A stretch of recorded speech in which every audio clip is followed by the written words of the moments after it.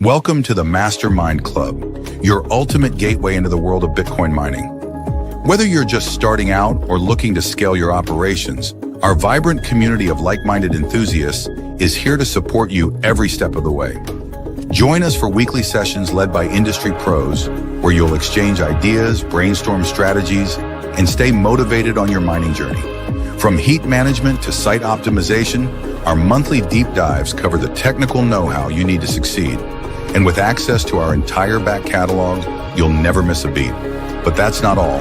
Our members enjoy exclusive one-on-one sessions with veteran miners, plus direct access to special pre-sales and insider opportunities at Bitcoin Mining World. Ready to take your mining to the next level? Join the Mastermind Club today and secure your spot in the future of Bitcoin mining. Visit bitcoinminingworld.com or scan the QR code now. And now back to the show.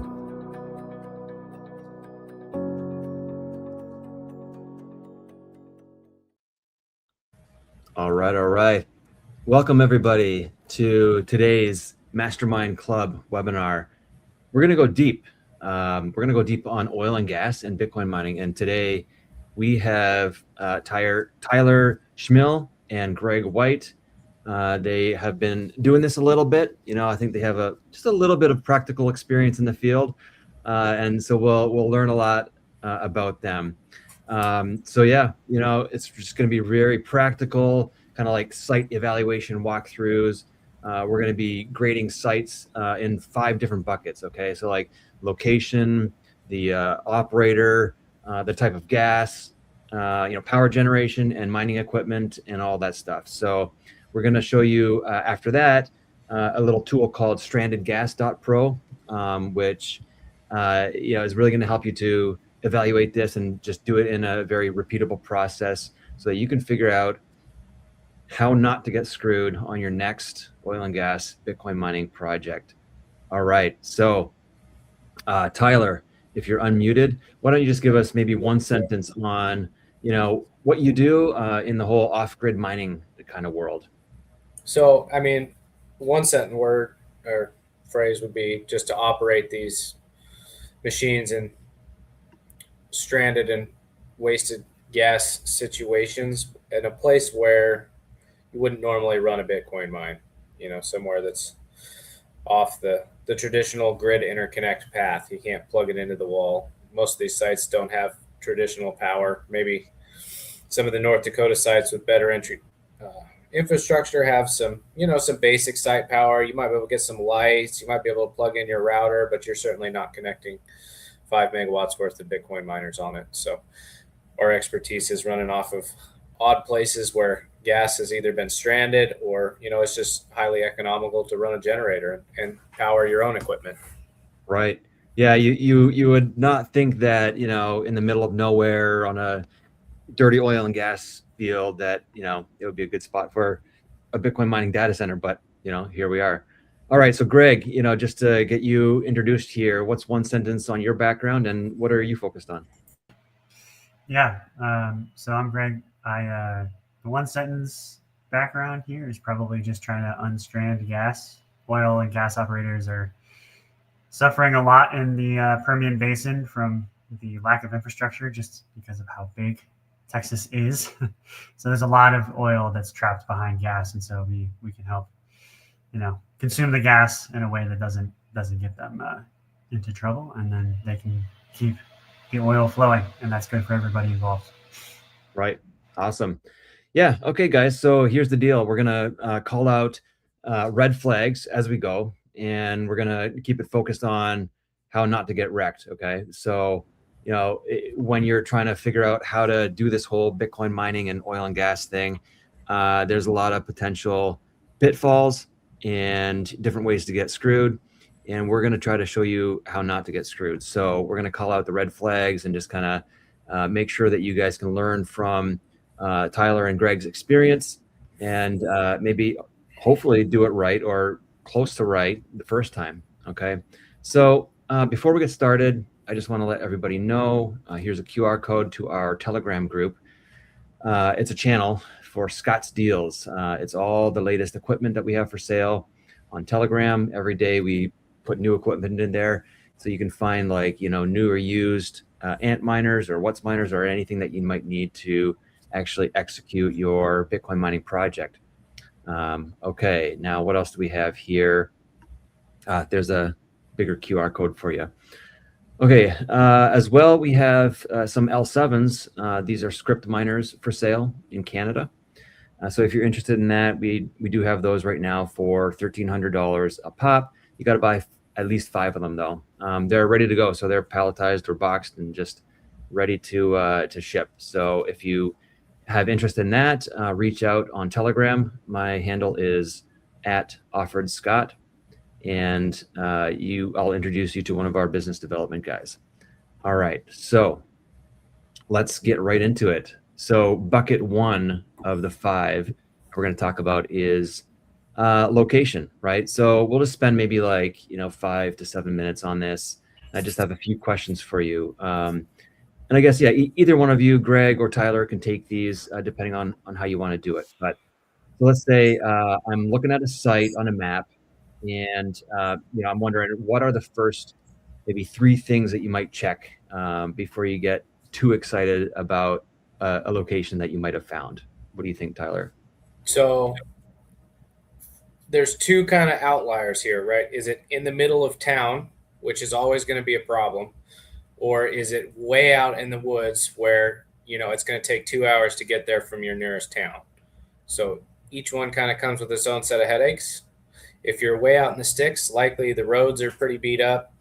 You don't have to deal so much with the noise as an issue. You can run air cooled, you can run whatever you want, but you will put a lot of miles on. You have a lot higher cost, especially if it's a smaller deployment. Like if you're going under a megawatt and you're 3 hours away from your nearest access point, then you may run into some issues and your efficiencies are going to come down quite a bit.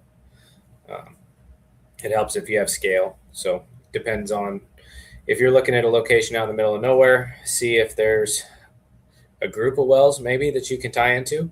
Stranded gas does tend to fall in those weird places. Sometimes you just get lucky and you'll find a good spot in the middle of a easy access. There's nobody around, it's just in a farmer's field somewhere, and that's great. But right, that's the golden charm, not the regular use. Right. Size is also important in terms of like how much is available. Yeah. Because if you're too far away from town, it'll be hard to get the folks that you need to maintain the equipment. So like a lot of folks that are listening to this probably can maintain their own equipment to some extent, but the generators, everything else that's involved with using gas is highly specific skills and extremely expensive. And so if you're going to do something less than a megawatt, then that person is probably driving to several sites in an area, and you're paying for mostly for their driving at that small of a site.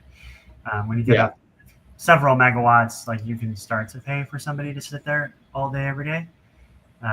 But that's also part of location, is just like, are you co-located with other, Bitcoin mining service providers that can actually service you? Right. That's true. Yeah. I mean, that really ties into the next question of logistics, right? Like what kind of logistics issues might kill a project in real life? Maybe like roads, weather, permits, mobilization. I mean, I don't know. What do you guys think? All of the above. I've had multiple sites where the roads are so bad that you can't get a truck in for 3 or 4 days. Depends on, does the operator maintain the roads? If they're getting trucks in and out, oil trucks, water trucks, that stuff, it causes some damage to the roadways, and you have to know if they're maintaining that field. If it's a county road, it's all stuff to take into consideration. And your first view of what that site looks like is usually going to be a pretty good indication of how that operator maintains their field. And I've had operators in the past that say, we don't maintain roads because we don't actually want people driving on them. So you get that, there is that side of things, right? And they'll actually charge you to maintain the road. They won't, it's not like, thank you for doing the road. It's like, if you fix the road, then I'm going to fine you for it. Wow. Very interesting. Yeah. It's so interesting, like how these things actually work in real life, right? All the things that you don't really think about. Okay, well, interesting. So, what about something like connectivity? What's the minimum setup that you might need as far as, maybe like connecting to the internet or whatever? So I recommend, it doesn't matter what size of site you're on, I recommend a form of dual redundancy. We've had some really, really great luck with Starlink. You get your formal enterprise plan. It's like $600 for the equipment, a couple $100 a month for internet service, and then get an LTE card that you can tie in with that. Because if you have an off-grid operation and you lose internet, you are going to kill your generator every single time, because that load loss is instant. And that's something that, on grid, you can just turn it back up. And maybe at scale, if you've been a grid miner, you're familiar that you probably shouldn't just drop megawatts at a time.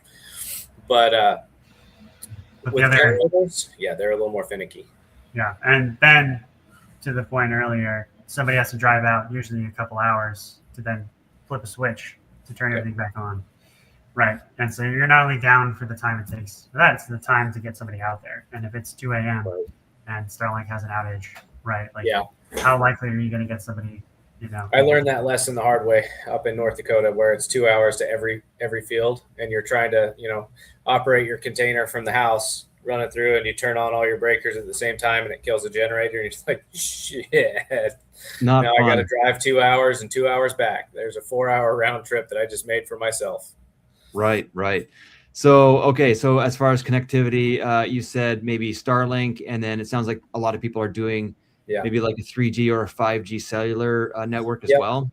5G is, I guess it really just depends on your place. So like most of the different routers that you can use, I recommend like an outdoor heavy duty kind of router that can handle the weather elements. But as long as you've got, it depends on your situation. Like I'm in some places where Verizon is the only service you can get, and there's some places where AT&T is the only service you can get.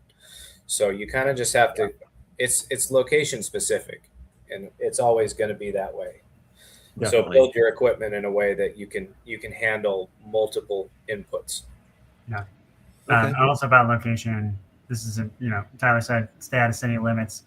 To be explicit about why, it's not just like regulation, it's also taxes. So when you're in a school district zone or a city limit, you'll often be subject to property taxes that are specific to the city, often like ad valorem taxes, things like that. And that's based on the value of your equipment during that year, which for a Bitcoin mine is extremely expensive. You're not operating with the largest margins. And so if you're paying a percent of the value of your whole project every year, that can go really steep. So it's always best. You'll see data centers actually do the same thing. They're like, hey, we want to stay outside of all these different zones so that we can just, be subject to the state as opposed to the state, the county, the city, everything. Yeah, right. But that comes with the exact trade-off of like, look, you don't have any connectivity, that's not brought with you. Okay. I'll bring one more thing up before I forget, is always keep essential spare parts on site for your generators. Fuel filters, oil filters, and extra fluids to top off with. Like if you don't do that, you're in for a headache every single time. Right. Good tip. Okay. So, still talking about location for our last question, maybe tell us a little bit about security and some safety basics, like fencing, gates, cameras, gas detection. What would you say are some of the non-negotiables there? At a minimum, keep cameras inside and outside of your equipment. Depending on where you are, some places you can get away with pretty minimal security, as they're remote locations. You don't get a lot of foot traffic or anything. But I would dedicate 3 to 5% of your project on the development side to security alone, because if you think, like Greg said, when somebody backs up and steals your $1 million generator, you're going to be pissed. Jeez. Right. Okay. So that, definitely talking about red flags, right? So if you can't really get great access to the site, like with roads, if the comms are no good, you don't have a good connectivity, or maybe if your safety and your security is not that great, well, then maybe that site is a no, right? Yeah. But that's part of site visits. You gotta talk to the person, go out there, see the site, take pictures, because you're not going to remember everything that's going to come up when you're designing the site in the future. Drone shots are helpful. Overhead understanding of all that, because it'll be much easier for you to like draw an engineering plan that way than to point and grunt, based on memory. Nice. Okay, so that's a good tip too. I actually just physically going out and visiting the site and maybe just not taking the person's word that it's good to go. It's okay to tell them I'm not signing anything until I see the site. A lot of times people will do high pressure sales of like, hey, I want a commitment from you before we go forward. And it's like, look, we have to do a mutual, like getting comfortable. And so part of that will be, hey, here's my, bona fides where I know what I'm doing. And over here, you need to show me a bit more about this so that I can figure out if this is going to work, because, they can't expect you to go based on nothing and commit, and vice versa. You can't expect them to rely on you without any sort of proof, because if you go down, they have to stop operating most of the time. And that means they're losing all of their revenue, not just their revenue from the gas, but if they have to stop operating, that oil is like the most important thing to them. So it's really the biggest barrier to Bitcoin miners going off grid is honestly getting the trust of an operator, because of how important it is that you use it. For sure. All right. Well, we're talking a little bit about the operators here already, but let's go into this second bucket, of the 5 that we're going to talk about here. Maybe talking about rights and contracts, handshake deals, and different potential landmines here. So, who actually has authority on the site? Who can sign for things and who can shut you down? So one of the biggest problems I've had in the past is just poor operations or poor communication with an operator, because either you're just not a normal part of their operation, or the people that they staff don't really understand it either.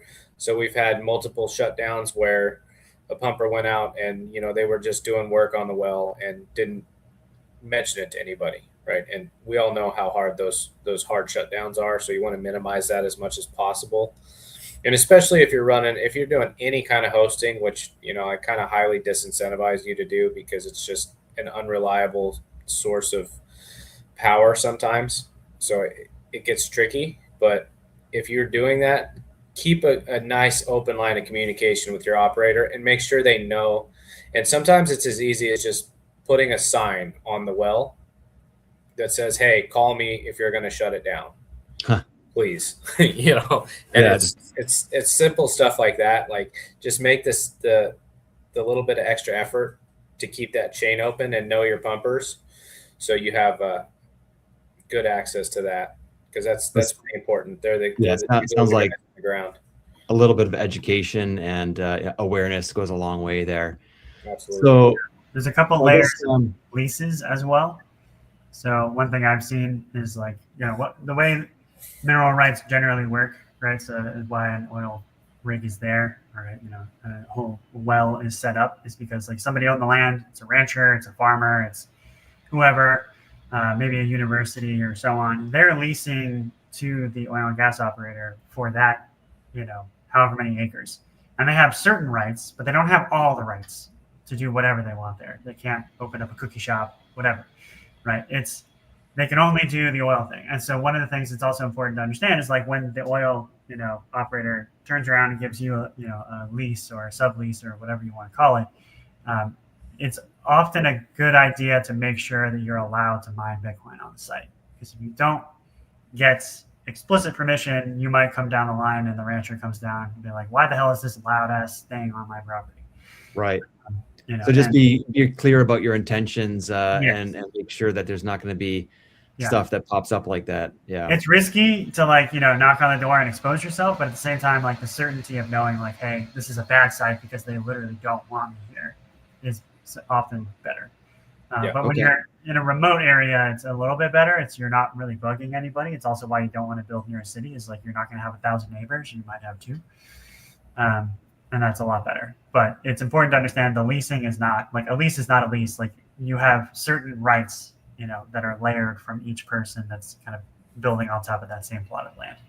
Yeah, and that gets complicated. And so you want to make sure you have a gas purchase agreement, which is, you purchasing the gas from the operator, and then separately some sort of surface agreement, whether that's a separate sublease or it's part of the gas purchase agreement to like explicitly say, I have the right to access the land. I have the right to, operate a data center on this land. I have the right to make power on this land, and so on. And if they're not comfortable signing it, there's a good reason. There might be a good reason why. They want all of the benefit and none of the risk. Okay. So that's the kind of paperwork that you can really use to prove, that you're not going to be walking into like a big legal mess. Correct. Yeah. Because there's a lot of legality to this that is important. Like I hate paperwork as much as the next person, but right. People are dealing with large fuzzy when you have something you can reference. Yes, and it's large amounts of money changing hands. So you want to make sure you want it papered. You don't want it handshake. Okay, yeah. So it sounds like these kind of handshake deals, which might be kind of common, there are a lot of things that could go wrong, and you kind of outlined some of them. But like, really, what does a proper structure look like? It depends on what level you're operating. Usually, it's we're going to take gas at this price at this point, and everything behind where we take gas is the what am I saying? It's the responsibility of the operator. So like the operator has to provide the gas, they have to treat it, they have to get it to a quality that we can use in our generator. And they have to maintain the lines, make sure they're not freezing up, that they can deliver us gas reliably. And that if you can put in some clauses in there to help yourself from shutdown events and kind of incentivize that operator to keep the gas flowing, then that's great. But realistically, what we've learned in our experience is we're kind of an afterthought for a lot of these operators. Is unless the operation hinges on us being there, if we're like a side note for like a lot of flared gas mining, then it's you're just not a priority. So you need to get as much protection there, or at least keep the communication open. Like, hey, if you're going to shut down, please call us, right? That kind of stuff is important. Okay. Yeah, and then as far as uptime, what kind of evidence do you need for uptime? Like, what would you kind of demand from the operator? So, when was the well drilled, and any performance over the last 5 years, or if it's been shut in for 5 years or 10 years, what was the last year's worth of production data before you shut it in? Because sometimes that will give you a good indication of what it's looking like. And if you want to get into the engineering side of it, you're looking at, a couple thousand to a large number for deeper engineering studies on reservoir engineers and all that fun stuff. And maybe you get lucky and the operator's already done all of that for you. So It never hurts to ask. It's a red flag if they won't share production history and they won't share gas quality analyses. Okay. So quality of the gas is critical. Run away. Yeah. So another red flag is maybe the chain of command, right? If it's unclear who's in charge, and then like you're saying, if you don't have that runtime log and data to go off of, that's maybe not a good idea to work there. A difference in 10% uptime can make or break your whole operation, right? Yeah. Also, ask how many wells your operator is running, right? Is this the only well in their portfolio? Like, do they have, are you working with Marathon Oil, who owns and operates 10,000 wells across the USA? Or is it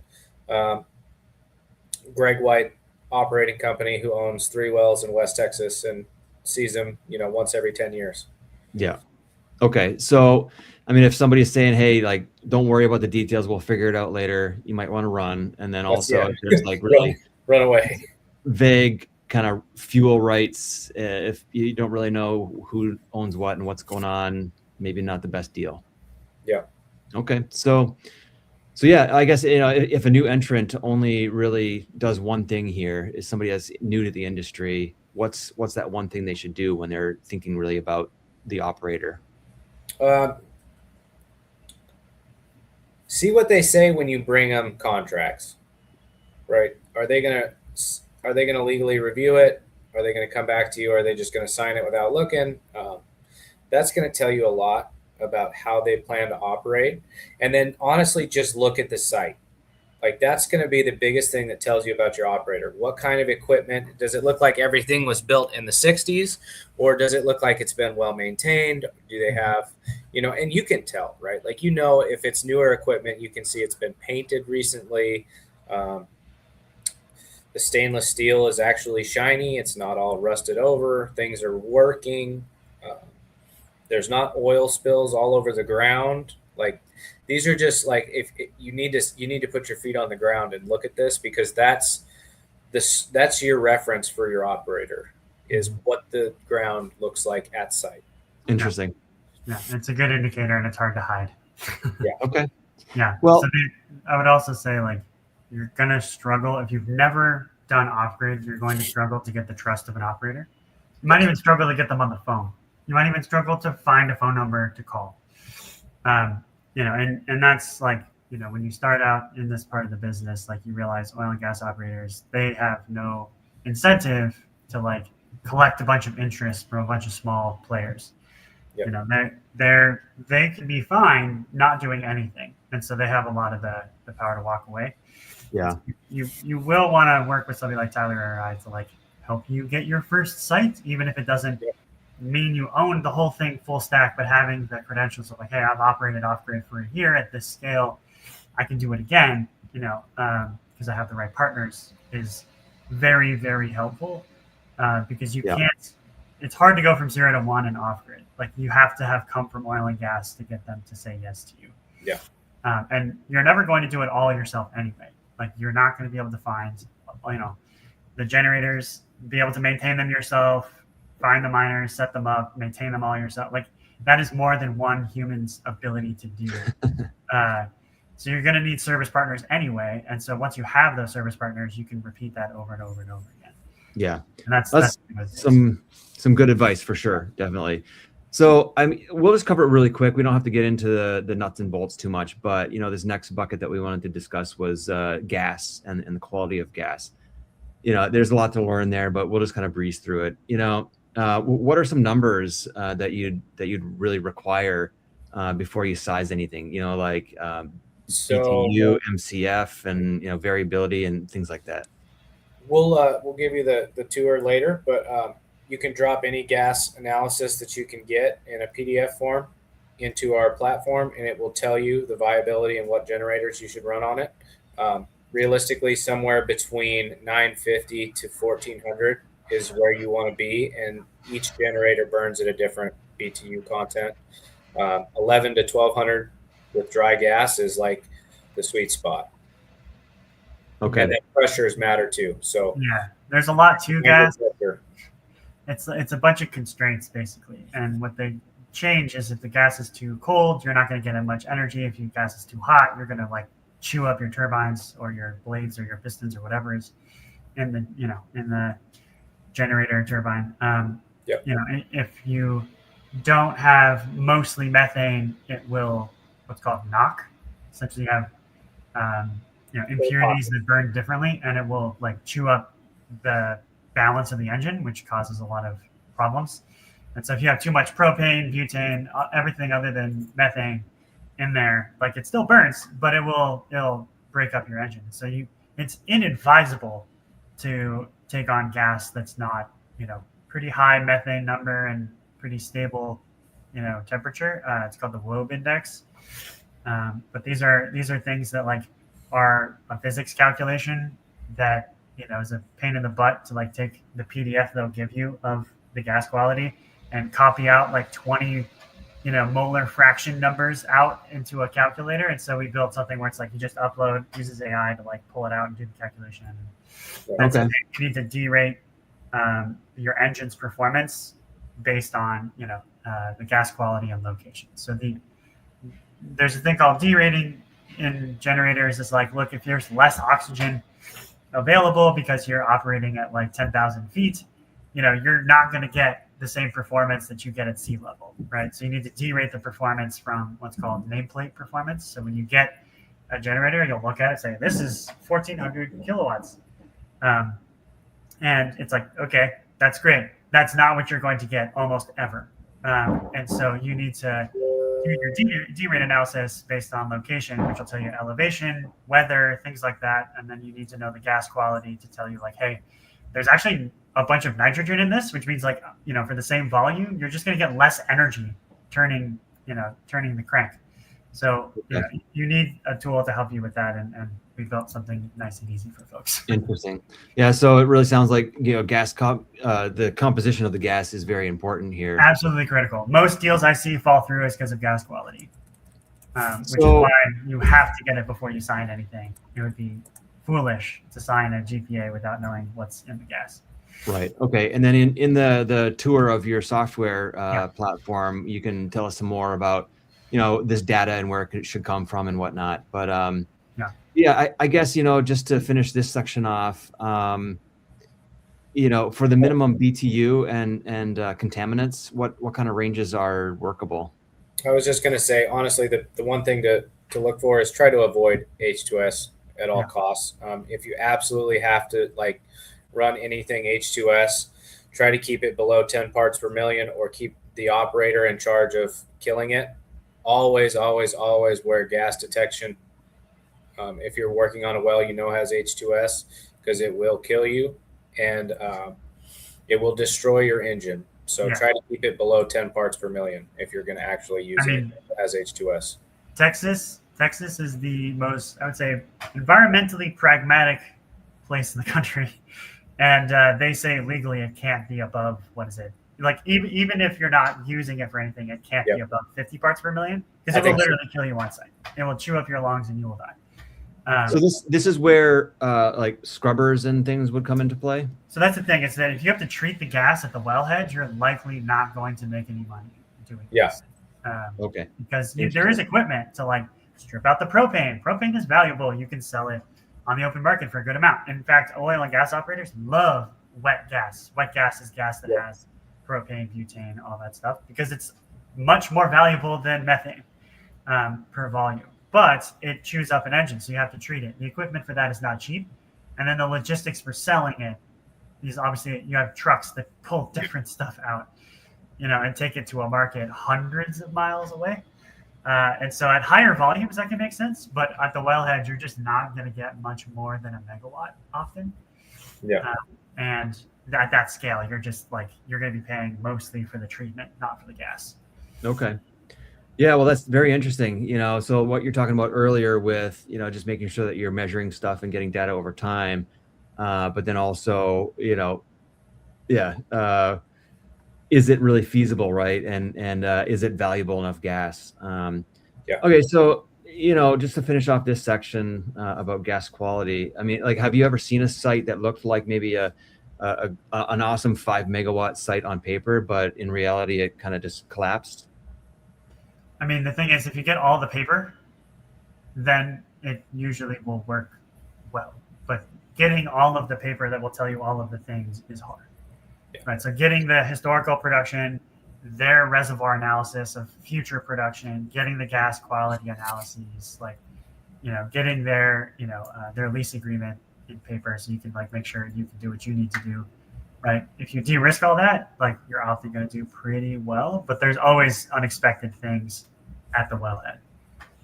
There's explosions, equipment failures, not often explosions. I shouldn't say that, but there are always things that happen. It does happen. Yeah, it can happen. And in fact, if you don't do your job well on your end with taking the gas, you could make that more likely. Yes.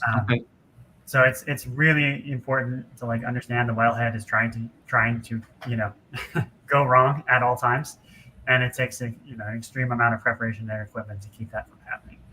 But the most often thing I've seen, maybe Tyler, we both have the same horror stories, is labor. So having people actually show up to do the maintenance, to do the equipment swaps, to handle issues is often where most things go wrong. You don't, for equipment like this, it's not, so you're not working on just the container running into a transformer where your technician doesn't really need to be worried about the standard safety features that are just inherent with an oil and gas site. So there's a lot more background to this. And if you're not trained properly, realistically, everything out there from the gas point back to the wellhead will kill you if you're not trained and you don't know how to deal with it. Yeah. And most of it is really safe. It's all been built well. But if you don't know what you're doing, I mean, you can turn the wrong wrench and move the wrong bolt, and that bolt will come out at high pressure and go straight through your forehead. It's just little stuff like that. So you got to be careful. Right. Okay. Well, very interesting, and a little scary. Okay, so just a warning, I don't want anybody losing an arm.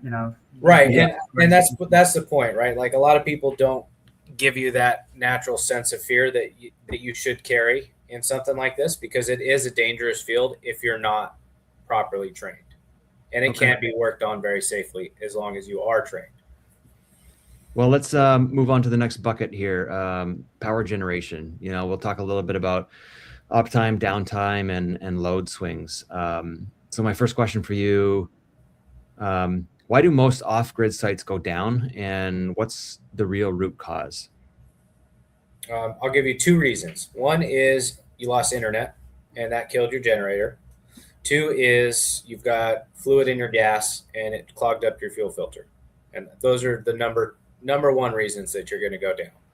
Yeah, because gas quality is not a constant, right? Yeah. Like there will be pockets of really crappy gas, and so it's important to understand that like your gas quality analysis will tell you, like on average, getting multiple samples helps a lot, getting recent samples helps a lot, but you are going to have pockets of stuff that the generator does not want in there. Okay. But wells going down is very common, for their own maintenance, for swapping out equipment, whatever. The best off-grid, well, I should say wellhead uptime I've ever seen is 95%. And that's like gold standard. Like everybody did it. You're at that limit, you're approaching the well's theoretical uptime. Yeah. Not like you're not doing anything wrong. You didn't have any downtime. It's just downtime from what's upstream of you. Sure. Yeah, but like for instance, if an entire rack of your miners goes offline, right, you're suddenly going to have a lot more energy coming from the generator than's being consumed. That'll trip off, right? So if you have miners trip off, then your generator trips off, then you literally have to go over and flip a switch, right? Yeah. And that's assuming it doesn't break anything, and so there's a lot of things that cause downtime, and having well-maintained equipment, having some remote connectivity, having redundancy really helps. Okay. So, you're talking about remote. So for remote monitoring, what kind of sensors and controls are like must-haves there? Not a ton. Yeah. Something we're working on because it's so hard. Yeah. As many as you can get, really. I mean, it's a tough thing. Like some generators have a natural software built in for monitoring, but you need to and Caterpillar will charge you like $5,000 a year to run their software. So it just depends, right? Like what do you really need and what can you get away with? Like for us, have a battery backup in your container and have a camera that just points at the generator, right? So like if you go down, you can look at the generator on your phone and say, hey, okay, it doesn't look like it exploded, so that's a bonus. Let me see if I can see the well. Does it look like the well is still doing something? Like just see if you can knock off some of the simple stuff first. And then if your software, like if you've got software that'll read your engine data, then even better. But it's not a requirement because usually you need a physical restart. Okay. If you can get deeply enough into the hardware or firmware of the genset, you can get a lot of this information. It's just that nobody's built like a universal, like, hey, just plug this device in and it'll be like, that's a Waukesha, that's a Caterpillar, whatever, and then pull the information out and throw it into a cloud environment for you to see from your phone. Yeah. Load and foreman. You need a load and foreman type thing, but for hardware other than miners. That's what's missing. It's honestly the biggest reason for downtime is that not only can I not see it, but I can't, I don't have like a Internet of Things switch I can flip like a light bulb in my home to like literally just physically toggle a switch, which is what I would do if I was a human on site. Right. So that is honestly, like, for the smaller sites, that needs to be built. Yeah. Okay, good stuff. Yeah, let's skip ahead to bucket 5. So we're just respectful of everybody's time here, and that's going to be mining equipment. All right. So actually picking the miners, right? The ASICs. When do you prioritize efficiency versus reliability, and versus capex? So I'm going to recommend this to anybody and everybody is spend the money on your generator, because that's going to be the core of your market for this business. Is buy the good generator, because that's going to be what pays your bills, and then use what's left to put your mining infrastructure together. If you can afford it, the water cooled miners are 480 volt or 3-phase, and the generators really love that. It's not a requirement. We've run tons of air cooled units, but make sure you've got something you can tune to 415. Yeah, if you don't do that, the generator is out of phase with the miners. Yes. And so you'll have issues where like you'll have to like wire it up so that miners are triplets that can trip off together, so you don't have like a problem with the genset. Phase imbalance is a big thing with generators. Right. That'll shut you down. Yes. Yeah, a lot of ways to trip off. That's very interesting. I've heard a lot of pros and cons of air cooled in like super dirty, dusty environments versus hydro cooled, and even immersion, right? Like I've heard some people like the idea of using immersion bath for cooling, but if it's going to be on an oil and gas field and you're moving it around frequently because your well's down and you got to go to another well, sloshing all that liquid might not be so great. But hydro definitely seems like an interesting option here. It sounds like definitely the nice middle ground. You get a ton more efficiency than air cooled with a lot less downside, especially if it's direct to chip as opposed to like a water curtain. And that's really great, because you're going to damage your equipment a lot if you move it a lot. And immersion tanks, like everybody in the off-grid space has walked into a container and slipped a little bit because somebody had an accident with the immersion bath because it was messy, The only other thing I'd say is if you're going to run a water-cooled solution, make sure you know your footprint first, because it's a more square foot based layout. Like it's not a cut and dry box transformer like you would have with an air-cooled solution or a box generator. You have box generator and dry cooler, and sometimes that gets complicated. I mean, I know Giga makes some pretty good combo units. I think Fog Hashing makes a few, but most people want their stuff trailer mounted. You want it mobile because you're going to be moving it. Like no gas well is going to last forever. So be prepared that there's going to be some moving costs, and it's not really cheap. So if you can mount it on a trailer from the very beginning, I highly recommend it. Highly recommend, because it's the difference of like $1,000 to unload and like $10,000 to unload. Yeah, wow. Like you have to bring a crane out to get it onto the back of a truck. Like your minimum $5,000 to $8,000, right? Yeah. Just to have the crane for 15 minutes. Like it's hilarious. You're like, wow, that's the quickest I ever spent $5,000. Yeah. They come out, they like move it, takes them 15 minutes, gone, right? And if you can trailer mount it, you don't even need to do that. You just hook it up to the truck and the truck drives off. But if you can even get it where like a front loader can get it, that's so much cheaper. But again, like that's a size thing, right? Like 20-foot containers, are fine. If you get to, the upstream hash gens that are like 40 feet long, like those ones are a little too heavy. You need to get a crane. But again, it's like there's so many advantages to that, including their software stack, that sometimes it's worth it. But if you can ideally get everything trailer mounted, you will save a crap ton on difficulty, because wells go down 10, 20, 30% a year in production. So you can't even if you see the production numbers, like it's not like, hey, this month you're going to have that forever, or even like after 2 years it's gone. It's like literally a curve down. So you have to make sure you have the equipment to pull off and move somewhere else, to match what they're producing for you. Yep. Okay. And so you're going to be moving much more than you think. It's not even like, oh, I'm here for 2 years and then I'm off. It's like I start here and then I'm taking stuff off every couple months. So mobility really sounds like a very important big factor. benefit. Yeah. It's not a requirement. I mean, you can, like Greg said, you can pick things up, you can set them down, you can move them around. That's fine, but expect to pay a decent amount of money to do all of that because it's not cheap. Yeah, Tyler, are you ever moving a container full of miners, or are you always unloading it? I do. Okay. It depends on your containers. Some of them kind of allow for it. Some of them, I don't recommend it whatsoever. And it depends on the distance. Zip tie everything down to the rack, or if so like my favorite thing to do is, depending on what it is, if you can run a ratchet, like if you've got isolation plates and you can just ratchet strap across the front of each row, then that's great. They'll stay in place. Chicken wire across the whole rack actually works pretty well if you can zip tie it. And then if you don't have an isolation plate and you've got freedom on both sides of the rack, strip that thing down and put them on pallets and move it, and don't even try because it's gonna bounce. You're gonna lose it. It sounds like the potholes in the road are just insane. It sounds like then the hydro ones that are actually rack mounted and screwed in there. Yeah, that'd be great. Ideal. That's the ideal, right? You just drain the system of water. Everything's already, close it all up. Make sure you got caps on it. Send it down the road. Yeah.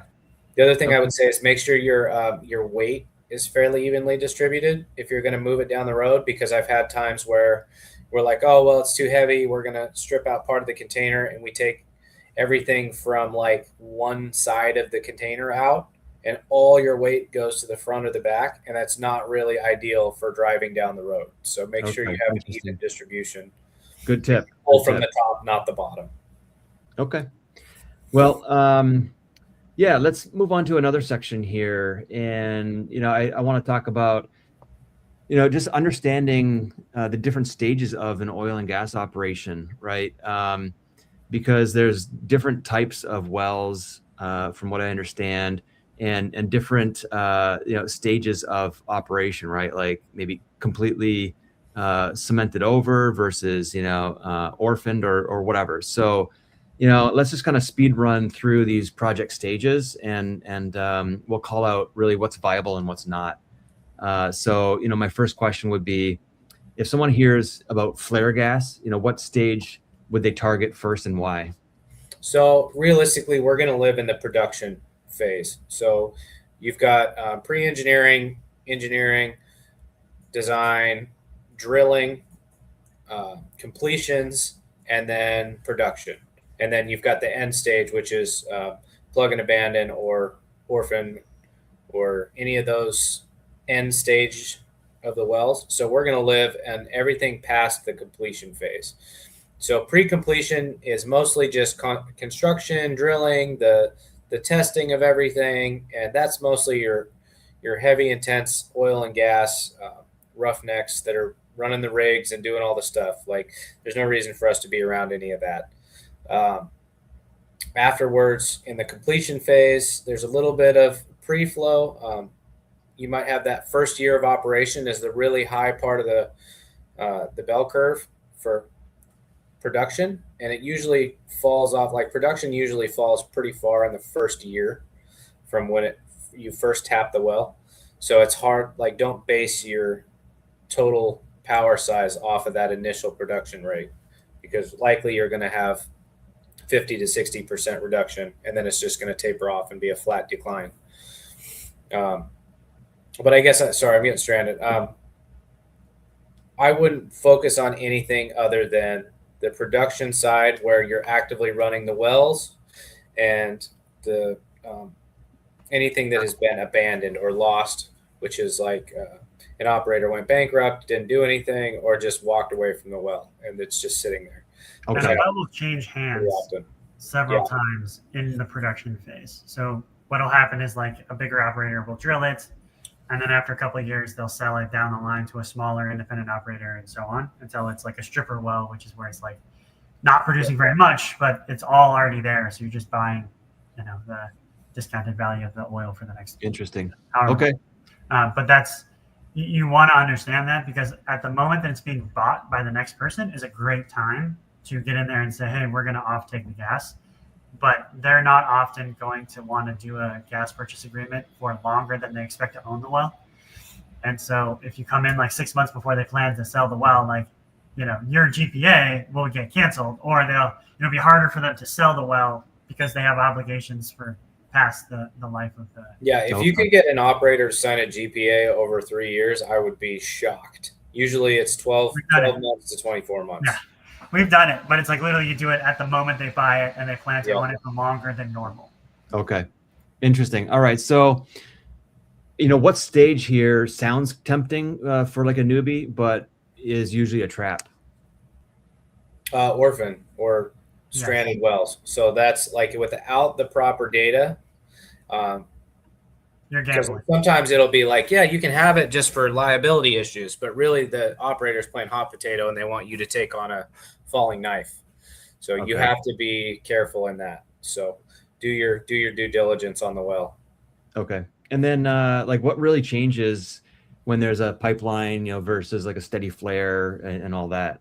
So a pipeline is always going to be your best gas quality because it has to be treated and prepped to get to that pipeline in the first place, or it will get rejected. So you do not. That's always going to be your best bet for like clean, dry gas. Yeah. And then after that, you're not going to get 5 megawatts at the wellhead, right? Like if you want to go bigger, you have to go to a pipeline. Yeah. Yeah. Or at least a central gathering facility. So like some operators will run 15 wells and they'll run them all to one pad, and you can get a little bit better there. But yeah. Interesting. All right. Well, that's awesome. That's going to conclude most of the questions I have for you guys. Now, after this demo that you're going to do, we'll wrap it up and we'll have some Q&A from the audience. So we'll just pop some comments on to the screen and we'll just see if we can answer some of these individual questions that everybody has. Sure. So, yeah. All right. So, Greg, you're going to share your screen? Yes, I'll be. All right. So this is a tool called strandedgas.pro that you guys have developed, right? Yeah. And we basically built it because I was tired of doing stuff by hand. So, if you all can see my screen, this is a D-rate analysis, which essentially is you will pick a place on the map, right? Because this will tell you the altitude and the weather, which will affect how much you need to change the performance of your genset. And then you're going to upload a gas, analysis here. This will, pull out information about the gas and then give you an understanding of like how much should you derate the performance of your genset. This used to take me like 20 minutes to a half an hour to like get everything together because it's just so, so tedious. But an example here, let's see if it reloads. Yeah, this one's pretty bad. 26% derate. And that's usually because there's a ton of nitrogen, right? So it's a very cold gas because there's stuff that doesn't react, right? And that means you should run away from this screen, right? That's extreme derate. You want somewhere around 15 or less if you can. Mostly that'll be due to weather and altitude in Texas. In North Dakota, it's actually great. You don't get a lot of weather and altitude problems, but you have different gas quality. So this is a tool that you can find, in our suite of tools. You can just get a gas analysis or a full derate analysis for it. There's a bit of nuance to derating each genset, because each model kind of responds to stuff differently. But that's a basic understanding of how to derate. This is how to understand the financials of a project. So there's as you can see, there's a crap ton of nuance to a project, right? Like derating is just one piece. Then you have to understand what do you think is going to happen to hash price? Because if you don't have an understanding of that, then you're not really planning, for what the mine is going to do, because that's going to change over time. You need to understand how much gas is going to be available, each month going out for the length of the project, and then what's the price of the gas.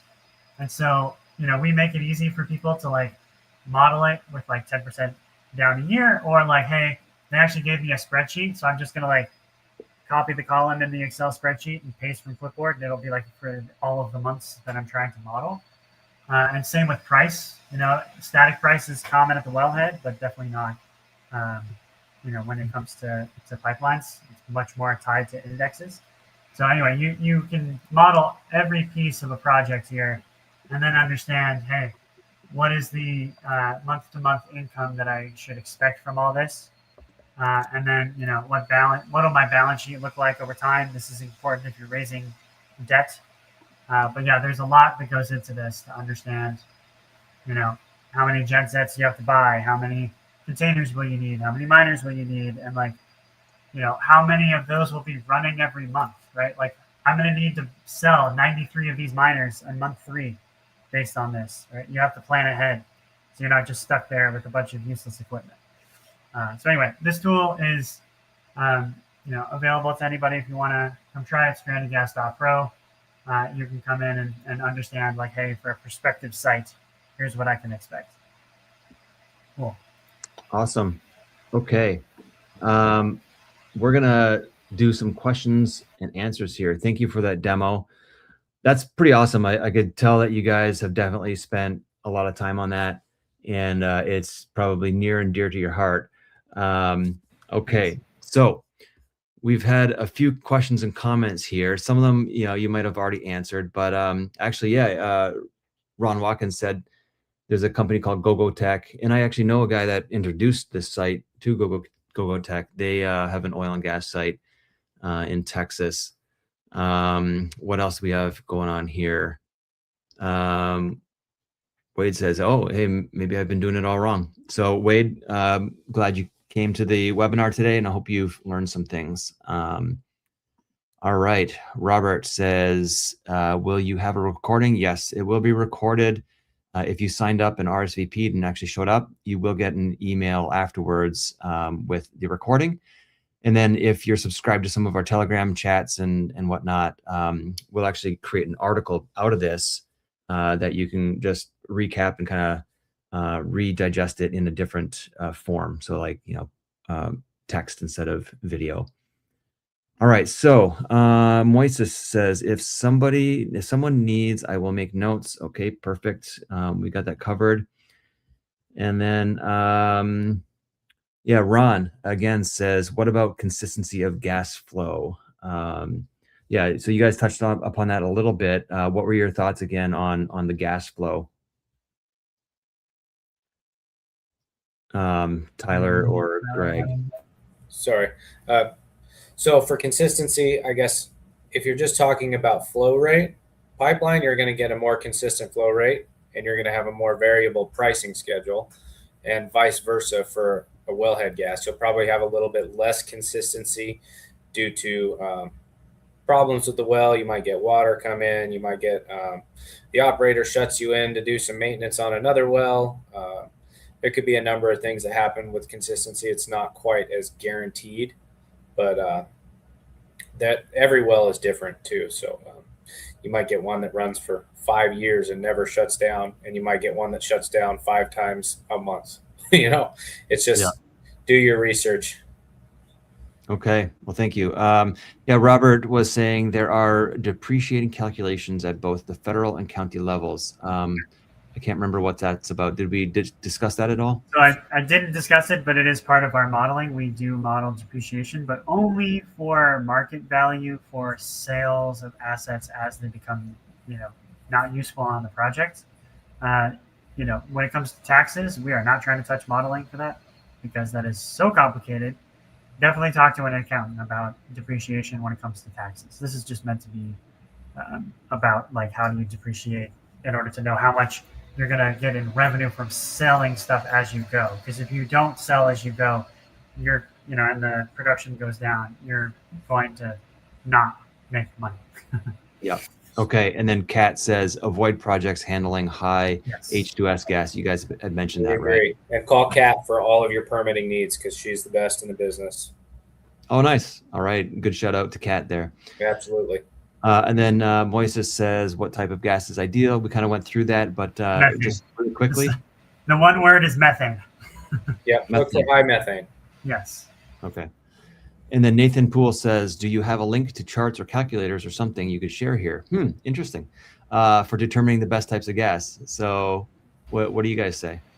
I mean, the strandedgas.pro tool is how you would do it. But again, like it's not going to tell you what's ideal gas. It'll be given a gas, you're actually looking at how good is that for you. Because again, like the rule of thumb here is methane is the only word you need to know. Okay. So strandedgas.pro. I'm going to put it here in the comments. All right. There we go. Okay. And again, how often generators need maintenance and approximate costs? That depends on your unit. We usually run 1,000-hour maintenance intervals. You can run more or less. If you talk to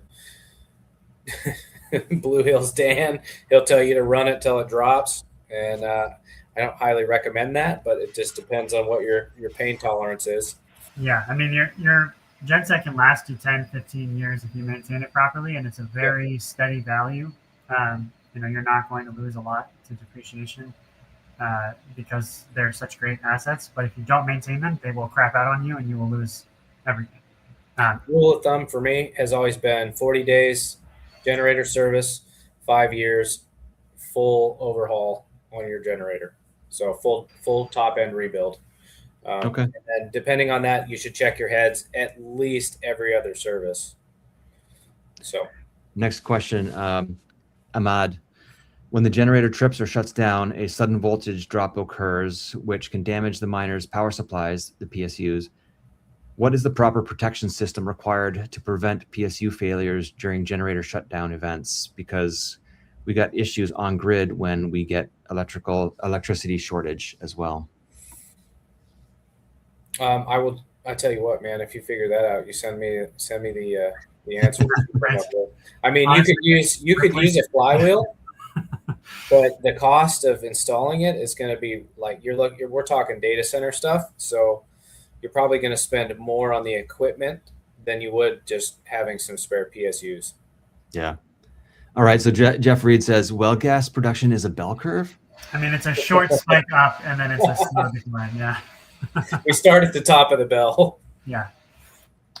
We can only use the gas quality location in USA. I don't think so. If that is the case, that's a bug and I will fix it. In your tool? Okay. All right. Yeah, I think that the weather might only work in the US. And so you can do a gas quality, not a D-rate analysis, and just get an understanding of the gas independent of that. Okay. Well, we have an immersion cooling expert here. Rick says, given that multiple pumps are all moving towards a centralized battery collection station, could you not, one, capture a higher amount of methane for power generation in a single location, two, utilize an immersion cooling system to increase BTU for better oil, water, and gas separation while removing an electric heating option or dangerous open flame that is used today? Yes and no. So you always want, if you can get the operator to pipe all your gas into the central location, then 100% you want to do that. On the other side of that, the heat that you generate from immersion or water cooling is not enough to do the separation for these oil and gas tanks. However, you could use it as a base. So they would still need to use their traditional flames because you're talking 400, 500 degrees to get these line heaters and dehydrators and all the other separator equipment that functionally run. There's a lot of ways that you could integrate it, but it's just additional costs and additional engineering, and it depends on the operator that you're working with. Like you might get some take from some that are really into you just doing all sorts of cool stuff, and some that are like, don't touch that. That's not yours to mess with. So makes sense. Okay. Well, great. So for anybody still on here, we got like 100 people viewing, I believe. That QR code in the top there will bring you to the off-grid and renewable energy Telegram group. So you can chat about, off-grid, whether it's solar or oil and gas, whatever. And if you want to follow up with Tyler and Greg, I think maybe you guys might even be in that group already. If not, you can scan that QR code with your phone and just get into that group. All right. So Tyler and Greg, where can people find you? you can find me on Telegram, LinkedIn. Usually just search my name. I don't make it a secret. So, Contact us at strandedgas.pro is probably the fastest way. Absolutely. Awesome. Well, I really appreciate your time. And let's see if we have any more questions here. Ryan says, thanks for your knowledge. Moises says, what is the sweet spot in megawatt capacity for gas facilities? I'm waiting for a meeting, but I will leave that question. I would say 1.4 megawatts is your go-to for a lot of these generator sizes. So aim for about 1 megawatt mining equipment. Anything below 50 MCF or like 350 kW is going to be really hard to make it work, because you just won't make enough to maintain it unless you've got multiple sites. So you really need either a really, really lean operation, or like it's got to be in your backyard and you're doing all of it. So, yeah. All right. Well, thanks again, Tyler, for that last question and for being here today. We learned a lot, and hopefully we can help people avoid some of these red flags and not get screwed on their very first oil and gas Bitcoin mining venture. Thank you. Call us for anything you need. We're always happy to help. Great. Take care. All right. Bye. Thank you for joining us in the Mastermind Club, your ultimate gateway into the world of Bitcoin mining. Whether you're just starting out or looking to scale your operations, our vibrant community of like-minded enthusiasts is here to support you every step of the way. Join us next week, where you'll exchange ideas, brainstorm strategies, and stay motivated on your mining journey. Thank you for joining us, and tune in next week.